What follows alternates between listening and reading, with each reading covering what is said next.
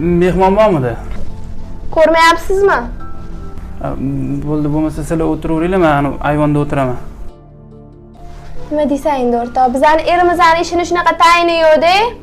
Xohlagan payt kelib, xohlagan payt ketadi. Uyimizga mehmon kelgan ko'rib turib, 4 ta non ham ko'tarib kelmaydi.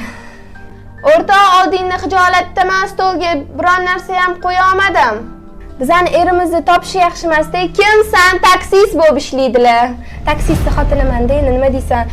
Esingdami? Qizli paytlarimiz ne yigitlar ortimdan yurmasdi. Kelib shu qurimsoqga ham teyamanmi o'sha payt? Ahmoq bo'lgan ekanman-da, o'rtoq qara. Ahvolini qara. Bir kamchilikni to'ldirib qo'yish yo'q, stolni to'ldirish yo'q, xotinni bunday chiroyli kiyintirish yo'q.